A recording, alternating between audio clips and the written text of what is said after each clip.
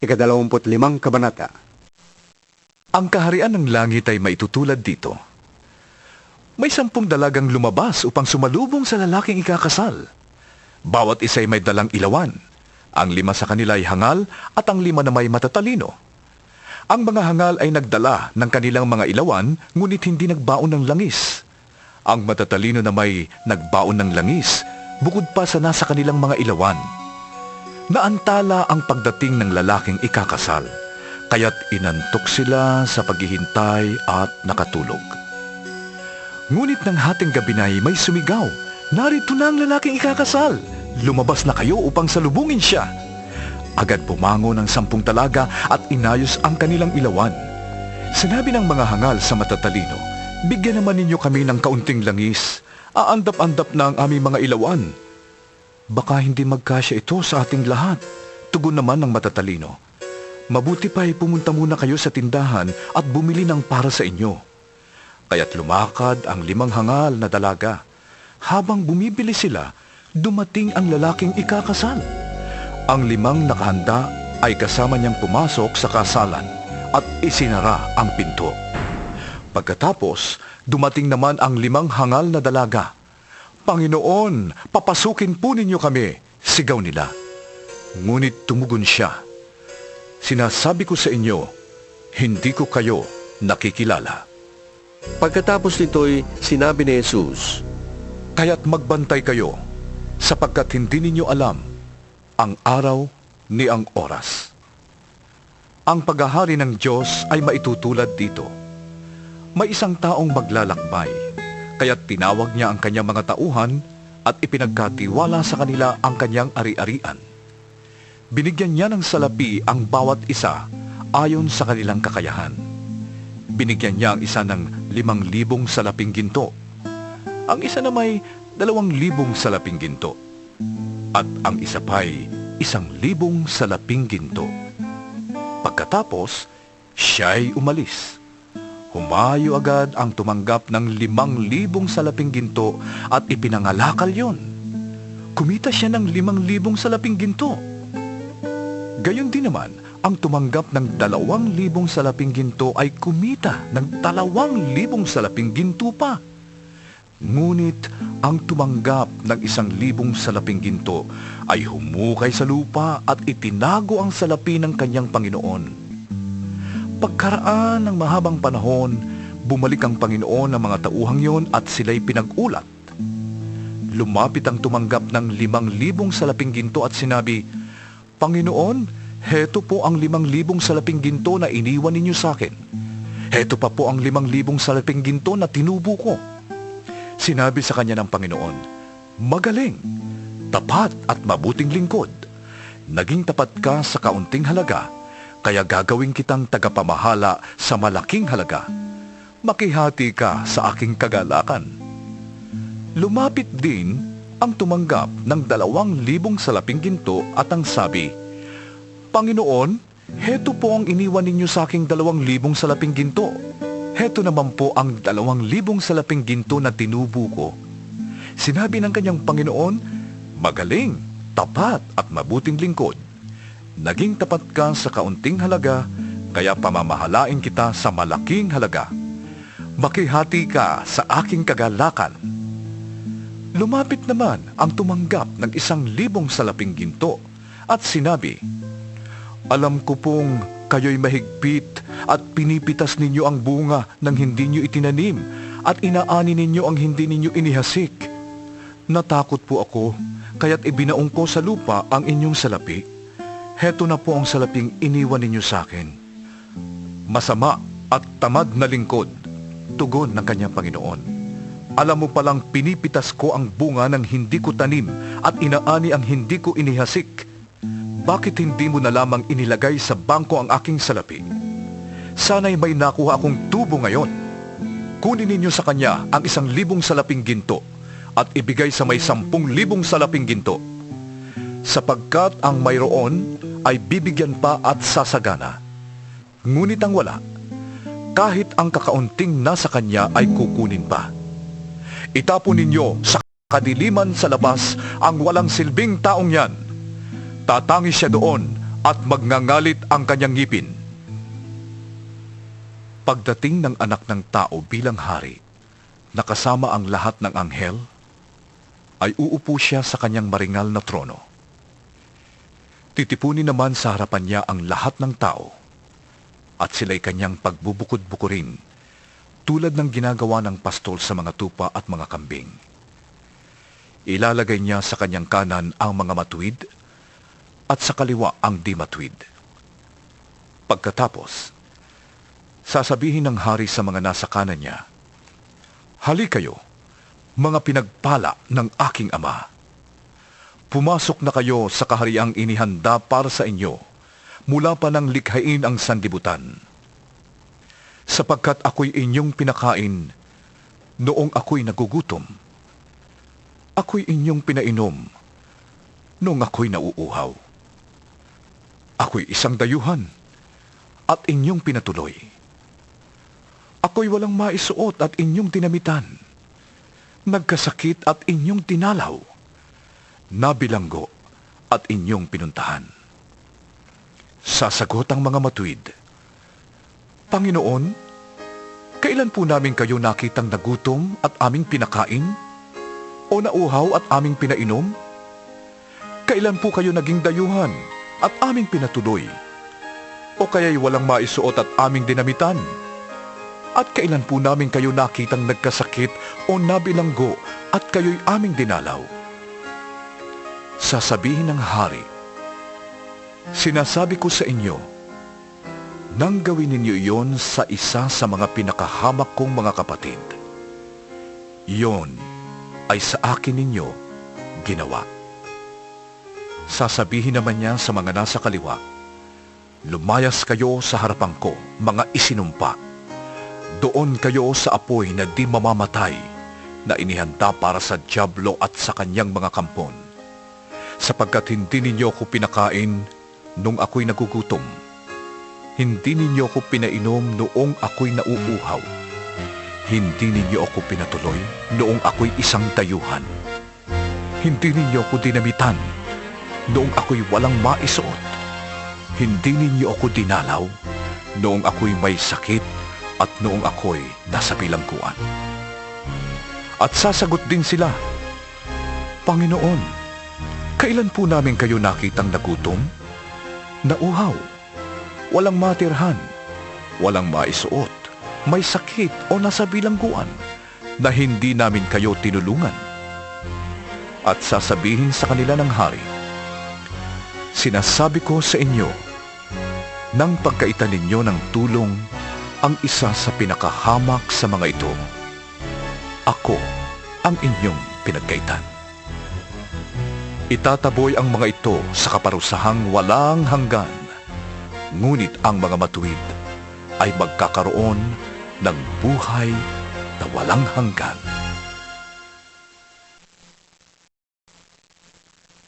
Ikadalawang umaga po sa bawat isa. Welcome back dito po sa Back to Back. Welcome back to back. Yeah, back to back. Welcome back sa Back to Back channel. At ngayon po nasa Coffee and Grind tayo every morning. Natin po pinag-uusapan ng Word of God. Na-miss natin kahapon. So, Yes, humingi po kami ng paumanhin kahapon. At kami po ay, although lahat naman tayo inulan. So, ayun po, ganun pa man, ay patuloy pa rin tayo. Palagpasin nyo na yung kahapon, patawarin nyo na kami. So, ayun po, welcome back. Na-miss namin kayo. At shoutout natin yung yung Mabuting Balita Biblia. Yeah. Na patuloy silang nagpapahiram ng audio. Yes. Na hinihiram ni Evans. Na ni Kuya B. So, ayun, salamat po sa Mabuting Balita Biblia. At pwede rin yung pwede rin naman yung wala dito sa sa Coffee and Grind na na upload natin. Pwede niyo type niyo lang Mabuting Balita Biblia.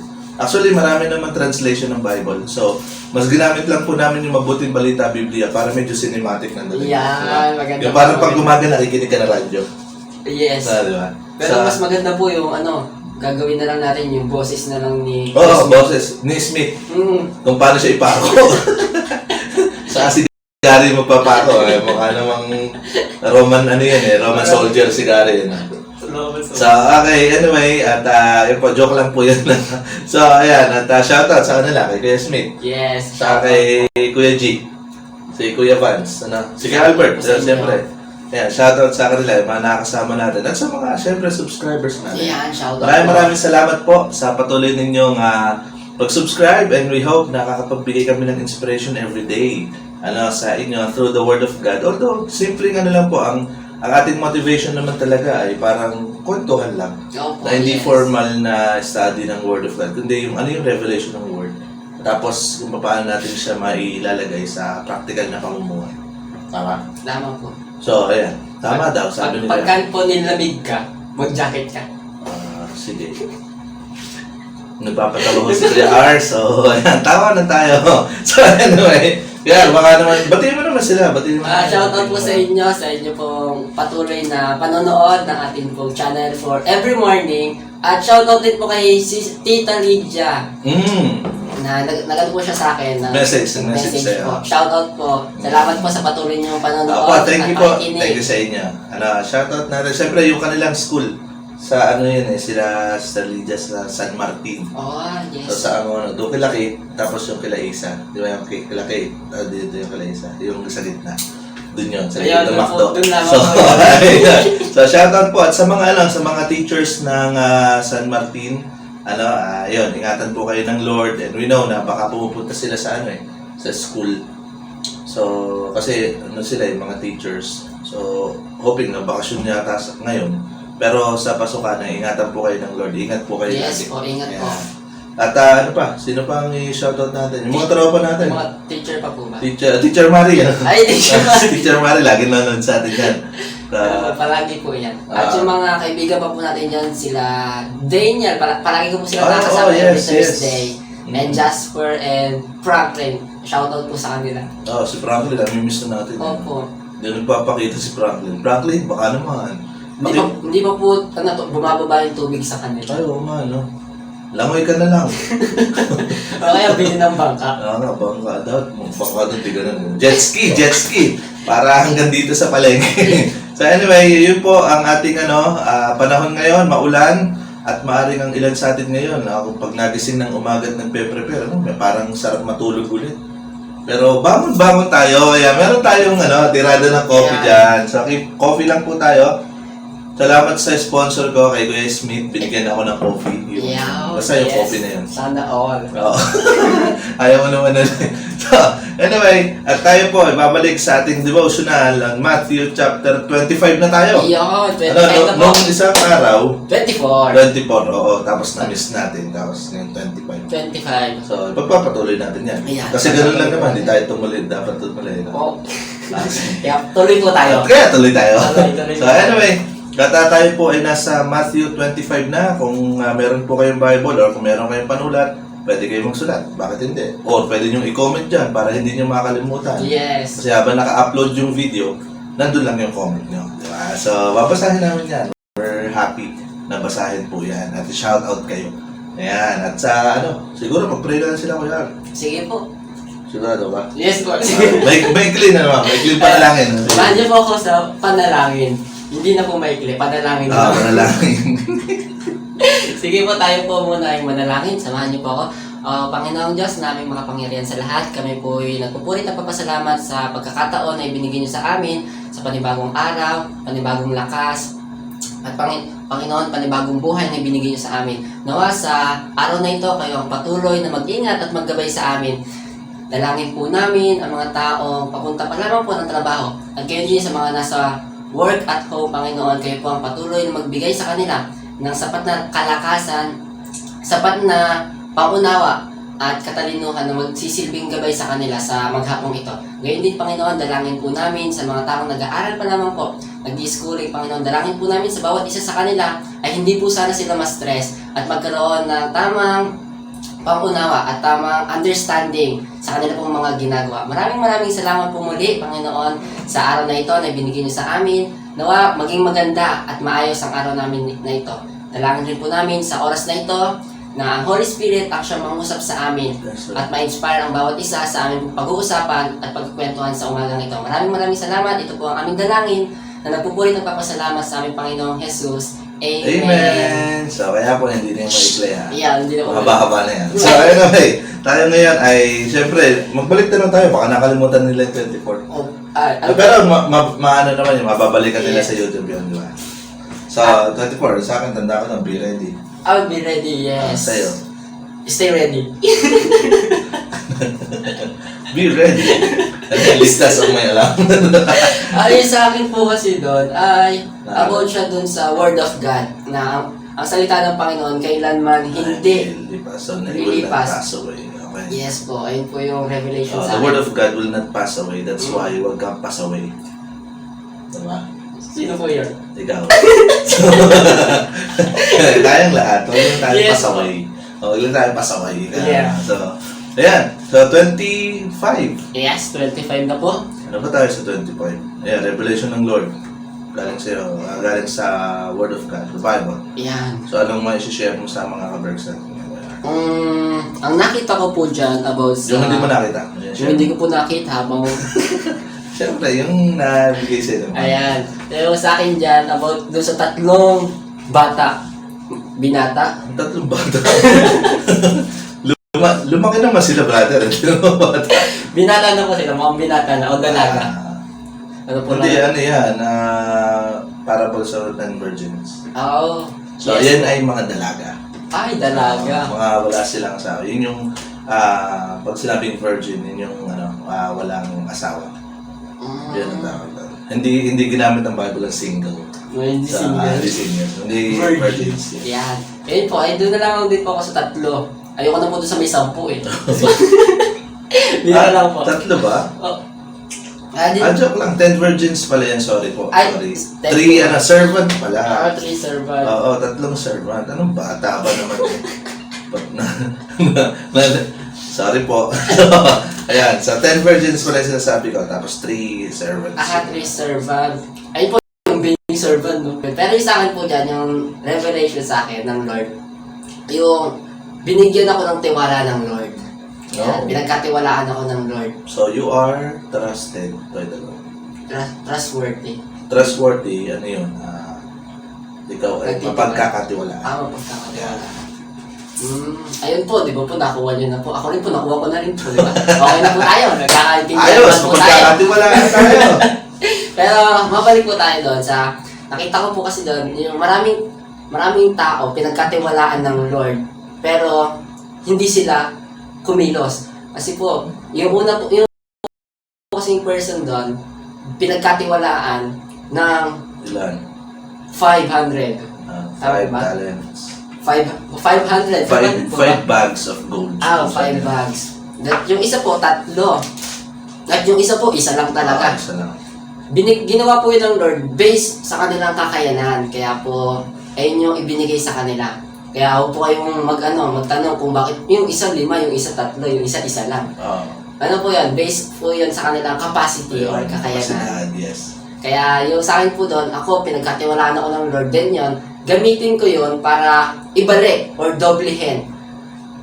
Kumbaga, once na pinagkatiwalaan ka ng isang tao, syempre, huwag mo namang iwala or sayangin yung tiwala sa'yo. Kasi sa panahon na po ngayon, mahirap na magtiwala.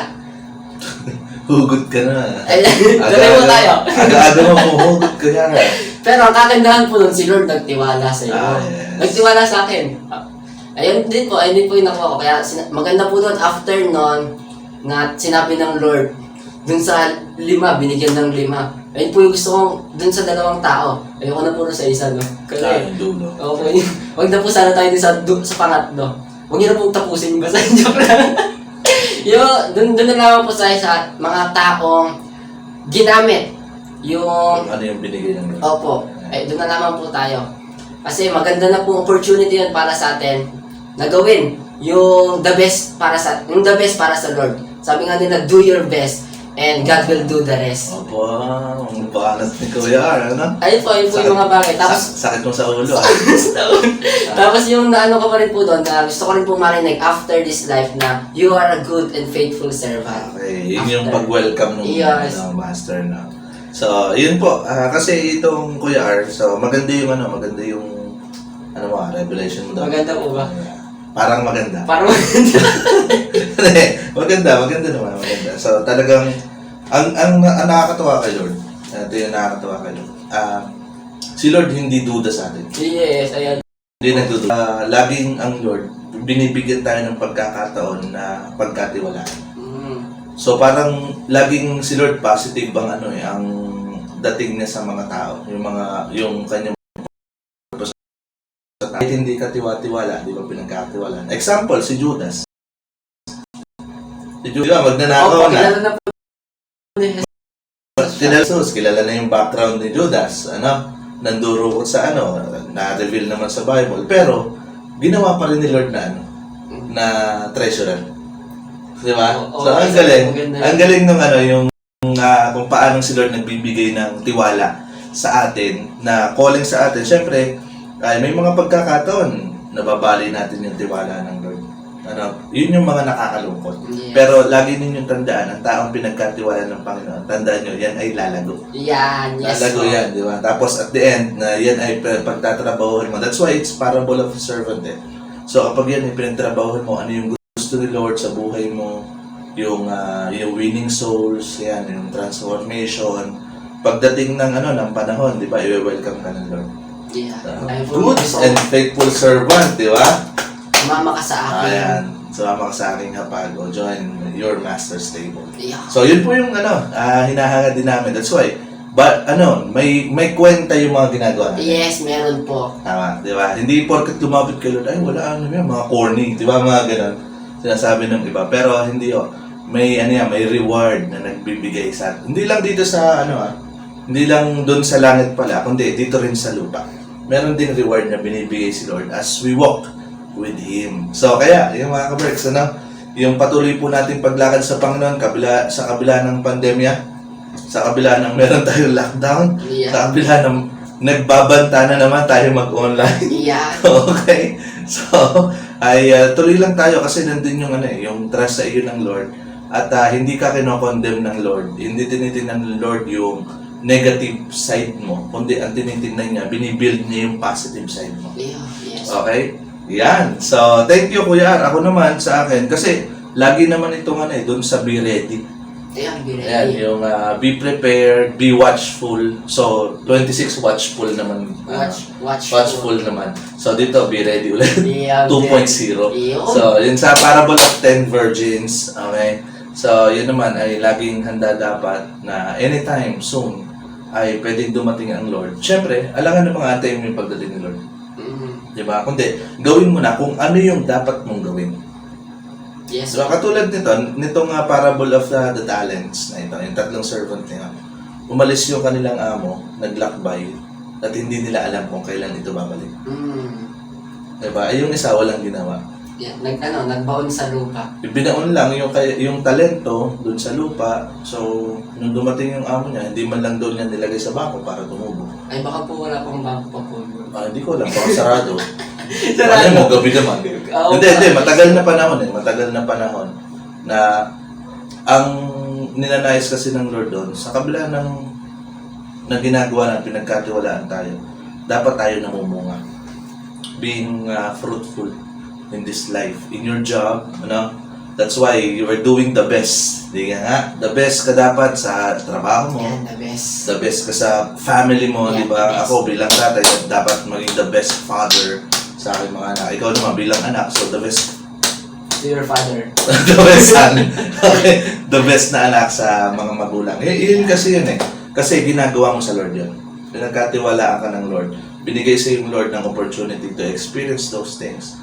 So, kaya tayo ay dapat patuloy na pinagsisikapan kung ano yung binigay niya. At ang nakakalungkot, wag mo namang hindi ibig sabihin the best, yun na yung mamahalin mo Kung hindi, pag ginagawa mo yung best, kasi gusto mong mahalin ng the best yung nagbigay nito, which is si Lord. Halimbawa sa trabaho, di ba maraming tao minahal ang trabaho, nakalimutan si Lord. Tama? Yes po. Di ba? Marami rin tao na mas minahal yung karelasyon, nakalimutan naman si Lord. So, kasi emotion. So, kaya po, yun yung being fruitful in life, not just dun sa ating profession, hindi lang sa ating, sabihin natin, being family, so, kundi sa buong aspeto ng ating buhay, lalong-lalo na yung spiritual life. Yung ikaw ay nagbubunga. Yan. So, kaya po itong Matthew 25 ay marami po kayong marami tayong mababasa pa rito at makikita pa ng mga sinasabi ng Panginoon. Na-discuss din dito yung kambing saka kambing saka tupa. Hindi dalos, yung distinction ng kambing saka tupa. Kambing sa tupa. Kasi yung tupa, yun yung sa Panginoon, yun yung mga taong sumunod sa Lord ng tapat. Yung kambing, yes, yun yung mga rebellious, yun yung mga taong bala kayo dyan. So, wala kaming pake. So, yun yan. And then, darating yung time that God will separate yung sheep to goats. At yung sheep, makakasamahin niya in heaven. And then yung goats, sa impyerno, parurusahan. Lagot siya. Lagot sila. So, kaya tayo huwag tayo maging goat kasi lagot tayo kay Lord. Okay? Ayos. Ang galing. Ang galing mo doon. Last mo na to iba naman kasama ka bukas. So, anyway, joke lang po yan mga kapatid. We hope na naibigay natin yung message ng Lord sa Yes. to give them inspiration. And today, kung meron po kayong maidaragdag, so pwede magdagdag. Feel free na pwede nyo pong ilagay dyan sa ating comment box. Babasahin namin yan. At syempre, shoutout namin sila. Yeah, shoutout po. Saka rin, sa mga hindi po nakapag-subscribe at makikita nyo po itong channel na ito, so consider subscribing. Ayan, at i-hit nyo rin po, yung notification bell na kay Kuya Gary ba? Oo nga po. Pwede nyo pong i-hit na lamang po sa may YouTube. Hit nyo na subscribe nyo. Kasi yung notification bell na iuwi ni Kuya G. Hindi, joke lang po yan. Hit nyo rin po yung notification bell. Yes. So, go to application na. Yo, the application for today. So, paano mo naman ito i-apply sa buong araw mo, Kuya? Yung pagiging Okay. isang servant. Yes. Yung sa akin po, yung isang application ko po dyan, be productive. Oh, be productive. Yun po yung isang magandang bagay dyan. Na Be productive ng tulog, no? galing nga sa pagtulog. No, being the best. The best ako tutulog. Yes. Hindi ko Be productive po. Kasi natandaan ko yung kasabihan nila na do not settle for the less. Aim for the best daw po. do not settle for less. Diba? Yeah, opo. Huwag po kayong mag-focus kung nakikita nyo na yung potential nyo parang hanggang dito lang. Huwag nyo pong tignan yun. Tignan nyo yung kung ano yung tingin sa inyo ni Lord. Kung ano yung kakayanan mo, huwag mong tignan kung ano yun. Tignan mo yung kakayanan na ibibigay sa inyo ni Lord. Kaya magiging productive ka for the day at being positive din. Saka tignan niyo yung kapangyarihan ni Lord. Yes po. So, ano pa? Baka meron ka pang being productive is good. Ayun po yung aking gagawin for today at aalagaan si Brother Smith gawa nung na first dose po siya. Sakit ba? Baka hindi na makatayo. Hindi, nakakatayo. So, anyway, so being productive today sa mga may trabaho, sa family, kahit nasa office, so you can be productive any situations ng ating buhay. So, maganda yun, being productive, Yes. So, not just become active lang mo. yung isang Not just active, but be productive. not just active, hindi maging productive. Yes. Kasi ang active, darating ng panahon, madi-deactivate. Diba? Pero productive, todo produce. Yan. Kahit hindi ganun kadami, pero still, continuing. Consistent. Yan. So, sa akin naman, kaya yung, yung sinabi ko dito? Hindi, joke lang. So, yung being ready, yung watchful sa atin, I always pray. Always pray. And then, kasi ako, ready naman ako eh. Ready naman ako eh. Hindi ko lang alam daw. Ako magiging ready pa lang ako. Wala ako. Hindi, yun din naman eh. Kaya nga sinabi ng Bible, hindi natin alam. Yeah. Kaya dapat tayo maging ready lagi. Yeah. Pero, hindi naman yung magmamadali. Ayun yung Ayan. Pwede maging ready, pero huwag na magmadali. Baka gusto niyo na agad pumunta sa langit, huwag po muna. Yes. Mga gagawin pa tayo, di ba? Yes. So, magiging productive pa yung life natin for the Lord. At itong pandemic na ito, talaga matatapos din to eh. Yes, amen. Parang yan, hindi rin natin alam kung kailan. Pero, matatapos din. Amen. At yun yung prayer natin na hanggat maaari ay talagang maibsan na ito, mapagtagumpayan namin itong pandemyang ito. At yung mga variants na nandyan, yung mga Delta variants, yung madaling nakakahawa. So all the churches, hindi lang lahat, economy, churches, emotions, lahat ng na apektado eh. Diba? Pero thank God, kung meron kang ngayon, kung meron kang opportunity na makapagtrabaho, na magkaroon ng business, so be thankful to the Lord. Yes. Ayan, pinagkatiwalaan ka ng Panginoon dyan. At doon naman, sa naghahanap ng trabaho, wala po kami may bibigay. Pero, patuloy lang po tayo na maghanap. Ganun yung pagpapasalamat natin sa Lord. Hindi lahat ng tao ay, yung okay yung life. Diba? Kagaya na itong ulan. So, sa ibang lugar, may lugar sa Mindanao, El Salvador, sobrang init. Sobrang init. Tapos dito tayo sa Luzon, ng karamihan, even Visayas yata, ay talagang niyayari ng habagat. So sila, tag-araw, dito sa atin, tag-ulan. So kaya po, hindi talaga lahat pare-parehas. But the thing is, kahit anumang sitwasyon ng iyong buhay, ay magtapat tayo sa Panginoon. Yes. Be a servant of God and be faithful sa Lord. Kung ikaw ay naliligaw na landas, pwede bumalik. Pwede po, pwede. Tama, nandito tayo para gabayan po kayo. And that's the purpose kung bakit mayroong Coffee and Grind. At hindi lang ito for entertainment na sumayaw si Kuya R. So, si Choki yung sumasayaw, hindi naman ikaw eh.